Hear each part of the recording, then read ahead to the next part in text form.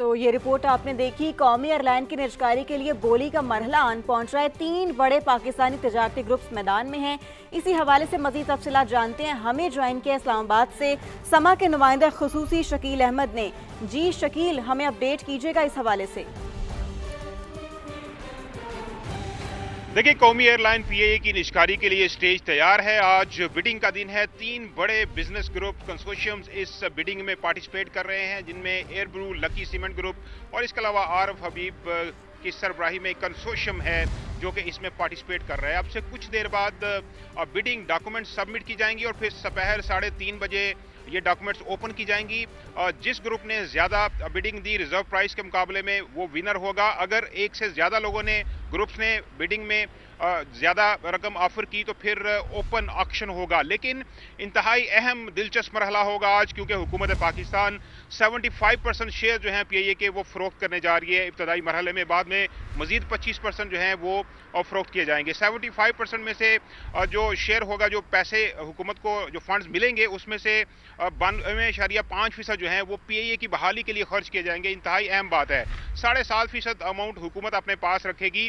اور ایک اہم بات یہ بھی ہے کہ ایک بزنس پلان پورا تیار کیا گیا ہے پی اے اے کی بحالی کے لیے، اس کو ریوائیو کرنے کے لیے نئی انویسٹمنٹ ہوگی۔ حکومت پاکستان کا یہ خیال ہے کہ 100 ارب روپے سے زیادہ کی بڈز آنے کا امکان ہے، جو سرمایہ کار جو ہیں وہ آفر لگائیں گے۔ اور پی اے اے میں نئے جہاز انڈکٹ کیے جائیں گے۔ اس وقت 18 سے 20 جہاز میں آپریشنل ہیں، 30 میں سے، لیکن 38 تک یہ تعداد پہنچ جائے گی۔ جو ملازمین ہیں ان کو 1 سال کا تحفظ دیا جائے گا، ان کو نوکری سے نہیں ہٹایا جائے گا۔ ایکسپینشن پلان کے اندر جو مسافروں کی بھی تعداد ہے وہ 40 لاکھ سے بڑھ کر 70 لاکھ ہو جائے گی اگلے 4 سے 5 سالوں میں۔ تو ایک بہت بڑا دن ہے، کیونکہ 2-3 دہائیوں سے پی اے اے کی نجکاری کے لیے کوششیں ہو رہی تھی۔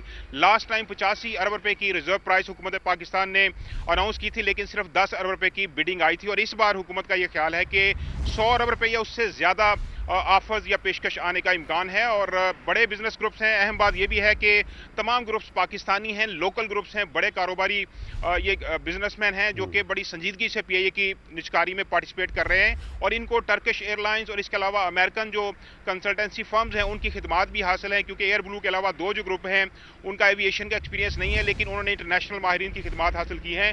تو پی اے اے جو ہے وہ بحالی کے بعد، نجکاری کے بعد ایک بڑا ادارہ بنے گی، اور امید یہ ہے کہ اس میں بہتری کا امکان ہے۔ لیکن ڈیپینڈ کرتا ہے کہ آج جب بیڈنگ کا پروسیس کمپلیٹ ہوگا تو کون سا گروپ جو ہے جو سب سے زیادہ پیشکش کرتا ہے اس کو خریدنے کے لیے۔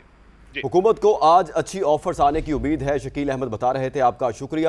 قومی ایئر لائن کی نجکاری اور اس کے اثرات پر بات کرنے کے لیے ہمارے ساتھ موجود ہیں سابق chairman board of investment Haroon Sharif صاحب۔ ہارون صاحب، بہت شکریہ وقت دینے کا سما کو۔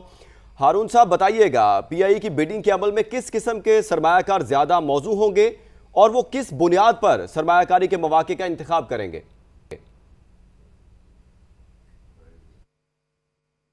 جی، یہ ایک بہت اہم پرائیویٹائزیشن ہے جو پروسیس بہت عرصے سے رکا ہوا ہے۔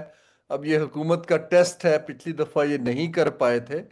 اگر اس کو آپ سمجھیں پرائیویٹائزیشن کے پروسیس کو، تو یہ ایک حل نہیں ہے، یہ تو ایک انسٹرومنٹ ہے جس سے حکومت اپنا کنٹرول کسی اور کو دیتی ہے۔ باقی ممالک میں پرائیویٹائزیشن کے علاوہ بھی کام ہوتا ہے۔ چین میں مینجمنٹ کنٹرول دیا جاتا ہے، کہیں پہ کچھ حصہ دیا جاتا ہے۔ آئیڈلی اگر میں دیکھوں پاکستان کے لیے تو ان کو ایسے بیڈرز کو شارٹ لسٹ کرنا چاہیے جو کیا بھی ہے، جن کے پاس ایویشن انڈسٹری کا، ایئر لائن انڈسٹری کا تجربہ ہو، اتنے بڑے انٹرپرائز کو ریوائیو کرنے کا تجربہ ہو، کیونکہ یہ خالی بیچ کے پیسے کمانا مقصد نہیں ہے۔ مقصد یہ ہے کہ جو بہت سالوں سے لاس کے اندر چلی گئی ہے مس مینجمنٹ کی وجہ سے، اس کو ایک جو بیڈر ہے اس کو ٹیک اوور کر کے ریوائیو کر کے انٹرنیشنل ایئر لائن سے کمپیٹیٹیو کر سکے۔ تو اس کے لیے خالی فائنینشل مسل دیکھنا مناسب نہیں ہے۔ اس کے لیے اگر کسی بڑی ایئر لائن گلوبل کی پارٹنرشپ ہو یا ٹیکنیکل الائنس ہو تو وہ بہتر رہے گا۔ جی اچھا ہارون صاحب، یہ بھی کہیے گا کہ آپ کو کیا لگتا ہے کہ پی آئی کی پرائیویٹائزیشن ملک کی ایویشن انڈسٹری اور قومی معیشت پر کیا اثرات مرتب کرے گی؟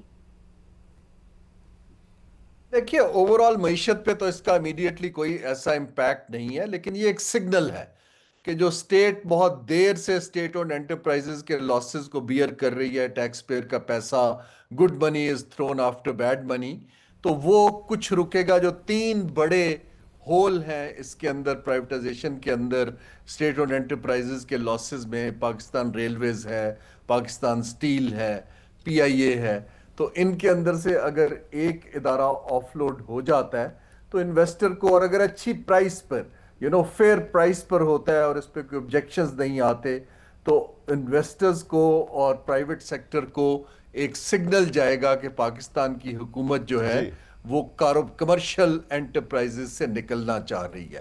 یہ ایک بڑا امپورٹنٹ سگنل ہے کہ اس کو یہ کتنی اچھی طرح کر پاتے ہیں۔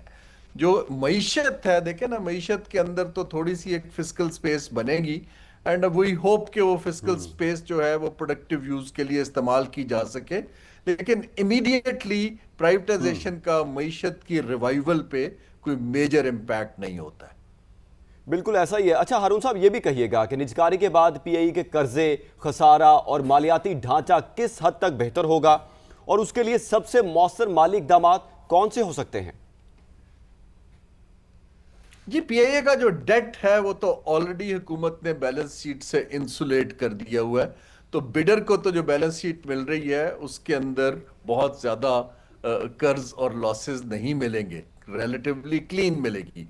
ہاں، ان کو ایک بہت بروکن مینجمنٹ سٹرکچر ملے گا، ان کو ایک مس مینج کمپنی ہے جو سکیٹرڈ ہے وہ ملے گی۔ اس لیے میں عرض کر رہا ہوں کہ یہ جو کتنا انویسٹ کرنا پڑے گا، یہ تو وہ بیڈر نے اپنی ڈیو ڈیلیجنس کے اندر کر کے پرائس متعین کی ہوگی کہ جی، لیکن اب وہ بیڈر کی سیکوینسنگ اور ترجیحات پہ ڈیپینڈ کرتا ہے۔ حکومت جب بیچ دیتی ہے، ایسٹ میجورٹی دے دیتی ہے، تو بہت زیادہ کنڈیشنز لگانی مشکل ہوتی ہیں۔